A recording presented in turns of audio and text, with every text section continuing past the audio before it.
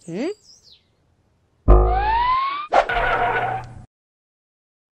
Bismillahirrahmanirrahim. Assalamualaikum warahmatullahi wabarakatuh. Semangat pagi semuanya. Bagaimana kabarnya? Mudah-mudahan dalam keadaan sehat semuanya. Baiklah, pada hari ini kita akan mempelajari materi baru pada video kita hari ini tentang atletik. Atletik seperti pada gambar yang kita lihat ada beberapa macam dan tentunya akan kita lakukan bersama-sama. Baiklah, tak kenal maka tak sayang, PJOK SD Atletik, kita kenalan dulu dengan atletik. Atletik adalah salah satu cabang olahraga yang terdiri atas lempar, lompat, jalan, dan lari. Beberapa gerakan atletik sama dengan gerakan yang kita lakukan dalam gerakan sehari-hari seperti berjalan, berlari, melompat, dan melempar. Kita review sejarah atletik di Indonesia terlebih dahulu. Di Indonesia sudah mengenal atletik pada pemerintahan Hindia Belanda. Belanda memasukkan atletik sebagai salah satu pelajaran di sekolah. Kemudian organisasi atletik pertama didirikan pada zaman Belanda adalah Nederland Indische Athletic Unie atau NIAU atau Perserikatan Atletik Hindia Belanda pada tahun 1917 pada masa penjajahan. Kemudian pada masa penjajahan Jepang yang terjadi 3 tahun 1942 sampai 1945, olahraga atletik mulai berkembang dan meningkat pesat.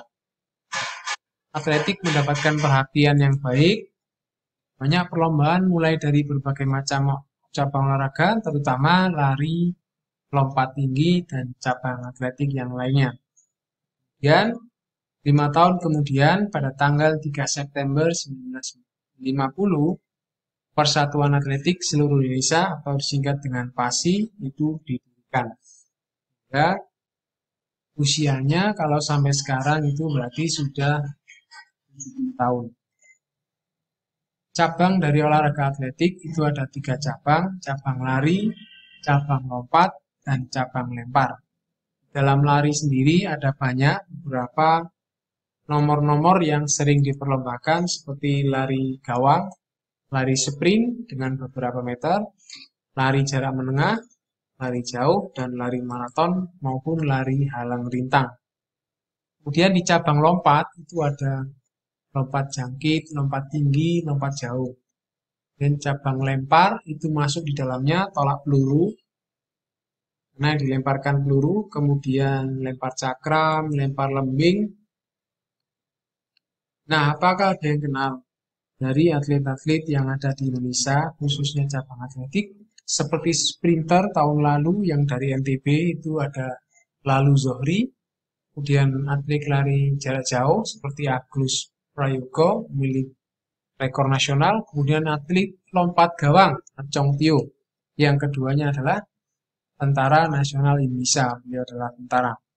Kemudian atlet lompat gawang yang putri ada Emilia Nova, kalau lompat jauh ada Setia Budi Hartanto, dan dengan atlet-atlet yang lainnya yang tentunya bisa kita browsing siapakah atlet lempar lembing, tolak peluru, dan lain sebagainya. Baiklah, kita masuki materi kita tentang variasi gerak dasar berjalan. Jadi secara umum, gerakan berjalan itu sangat mudah. Beberapa tahapan yang tanpa disadari telah kita lakukan saat berjalan adalah menggunakan tumpuan dua kaki secara bergantian. Kemudian ketika salah satu kaki telah maju, maka kaki yang di belakangnya bergantian ditarik maju ke depan. Sesaat ketika menarik kaki yang diangkat sedikit melakukan relaksasi dan terakhir kaki didorong ke depan. Berjalan yang dilakukan secara rutin seminggu minimal 3 kali akan menyebabkan jantung kita sehat, tulang tidak mudah keropos, fisik senantiasa bugar, dan otot menjadi kuat. Dan juga manfaat-manfaat yang lainnya. Variasi gerak dasar berjalan itu ada 3, berjalan ke depan, berjalan ke samping, dan jalan cepat. Ini yang bisa kita praktekkan. Kalau berjalan ke depan, bunyinya dengan syarat ada beberapa seperti pandangan ke depan, kepala tegak, posisi badan tegak, juga bermanfaat memperbaiki postur tubuh. Kemudian berjalan ke samping dilakukan dengan arah yang ke samping, bisa ke kanan dan kiri. Kemudian jalan cepat bukan dengan cara berjalan secepat-cepatnya tetapi tidak berlari. Jadi ada bedanya antara jalan cepat dengan berlari. Kalau jalan cepat itu tetap kakinya bertumpu, sedangkan untuk lari tumpuannya adalah ujung kaki karena ingin mencapai jarak secepat-cepatnya, bahkan tubuh terasa seperti melayang. Kemudian beberapa penjelasan tentang jalan cepat, mari kita simak video berikut ini. Teknik jalan cepat dapat dimulai dengan gerakan mengangkat paha kaki ayun ke muka, lutut terlipat, tungkai badan bergantung ke muka. Ayunkan paha ke bawah sehingga lutut menjadi lurus. Kemudian, tumit terlebih dahulu menyentuh tanah. Bersamaan dengan ayunan kaki tersebut, kaki tumpu menolak dengan mengangkat tumit.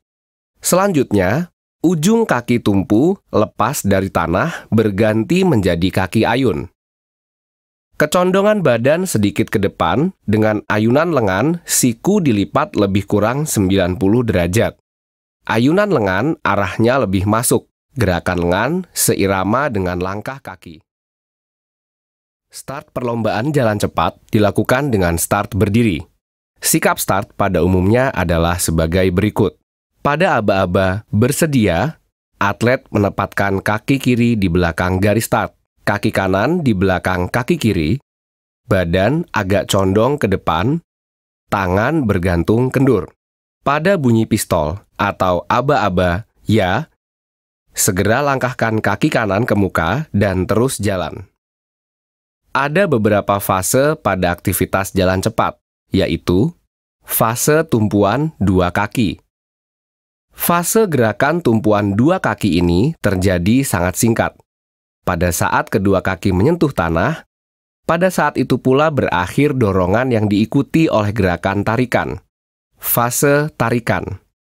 Gerakan ini dilakukan oleh kaki depan akibat kerja tumit dan koordinasi seluruh bagian badan. Gerakan ini selesai apabila badan berada di atas kaki penopang. Fase relaksasi. Tahap ini berada antara selesainya fase tarikan dan awal dari fase dorongan kaki. Pinggang ada pada bidang yang sama dengan bahu. Lengan vertikal dan paralel di samping badan. Fase dorongan. Fase ini dilakukan apabila fase terdahulu selesai dan bila titik pusat gravitasi badan mengambil alih kaki tumpu. Kaki yang baru saja menyelesaikan tarikan mulai mengambil alih gerakan dorongan. Kaki yang lain bergerak maju dan diluruskan. Jangkauan gerak yang lebar di mana pinggang berada pada sisi yang sama, maju searah dan memberi kaki dorong waktu yang lebih lama bekerja dengan meluruskan pergelangan kaki. Pada saat finish, tidak ada teknik khusus. Umumnya, jalan terus hingga melewati garis finish, baru dikendorkan kecepatan jalannya setelah melewati jarak 5 meter. Untuk memperoleh langkah-langkah yang tidak sampai terangkat sehingga melayang, maka pemindahan berat badan dari satu kaki ke kaki lain harus nampak jelas pada gerak panggul. Hal-hal yang diutamakan dalam jalan cepat. Pelihara lutut tetap lurus pada saat menumpu. Perkuatlah otot-otot punggung dan otot-otot daerah perut. Cegahlah badan dan lengan diangkat terlalu tinggi. Lakukan daya dorong yang penuh, gunakan gerak lengan yang mudah dan gerakan yang baik dari pinggang. Hal-hal yang perlu dihindari dalam jalan cepat. Kehilangan hubungan atau kontak dengan tanah, atau terlepas dari permukaan tanah dan ada saat melayang. Kecondongan badan terlalu ke depan, langkah terlalu pendek. Itulah penjelasan singkat tentang berlari melalui video. Kemudian untuk nanti pertemuan berikutnya itu ada materi berupa variasi gerak dasar berlari.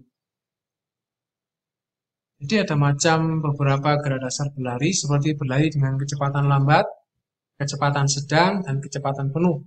Umumnya kalau kecepatan lambat digunakan untuk lari jarak jauh atau maraton. Kalau kecepatan sedang itu berbeda dengan kecepatan yang sangat penuh. Kecepatan sedang untuk juga jarak yang sedang. Kalau kecepatan penuh umumnya untuk sprinter atau juga lari estafet. Itu beberapa penjelasan tentang berlari. Kita simak video berikut ini. Start pendek. Cara melakukannya adalah sikap jongkok rileks. Lutut kaki kanan menempel di tanah. Kaki kiri terletak di antara kaki kanan dan lutut kaki kanan.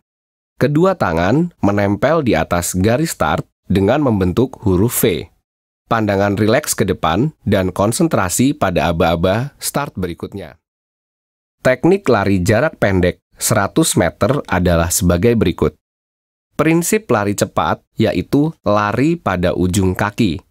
Tumpuan kuat agar mendapat dorongan yang kuat. Sikap badan condong ke depan lebih kurang 60 derajat. Ayunan lengan kuat dan cepat. Siku dilipat. Setelah lebih kurang 20 meter dari garis start, langkah diperlebar dan sikap badan dicondongkan ke depan, tetap dipertahankan, serta ayunan lengan dan gerakan langkah juga dipertahankan. Hal yang harus dihindari saat lari cepat adalah tidak cukup dorongan ke depan dan kurang tingginya lutut diangkat. Badan condong sekali ke depan atau melengkung ke depan. Lengan diayunkan terlalu ke atas dan ayunannya terlampau jauh menyilang dada. Pelurusan yang kurang sempurna dari kaki yang akan dilangkahkan. Berlari zigzag dengan gerakan ke kiri dan ke kanan. Kemudian untuk variasi gerak berikutnya adalah gerak dasar melompat. Di salah satunya lompat jauh, itu ada beberapa gaya jongkok, berjalan di udara, dan menggantung. Kita ketahui gerakan mendorong tubuh ke atas dengan tolakan kaki, menggunakan salah satu kaki yang paling kuat itu adalah melompat. Di sekolah kita ada bak lompatnya di bawah. Berikutnya untuk variasi gerak melempar, contohnya lempar lebing, lempar cakram, dan tolak peluru. Ada beberapa teknik yang perlu dilakukan dalam aktivitas gerak dasar melempar ini. Baiklah, itu ada beberapa. Untuk bab 3 ini kita belajar atletik, ada berapa. Untuk pertemuan 1 ini, silakan pengetahuannya bisa dikerjakan 10 soal seperti di layar. Jadi silakan di pause, kemudian boleh ditulis tangan, kemudian difoto, dikirimkan ke gurunya. Berikutnya untuk prakteknya, silakan dilakukan juga seperti pada layar. Ada 5 tahapan, tapi yang inti hanya ada 3, cukup mudah. Silakan diawali dengan berdoa, kemudian pemanasan, dan lakukan 3 gerakan inti yang tertera di layar. Kemudian silakan pendinginan dan berdoa. Terima kasih. Selamat berolahraga. Semoga senantiasa sehat. Dan salam olahraga. Assalamualaikum warahmatullahi wabarakatuh.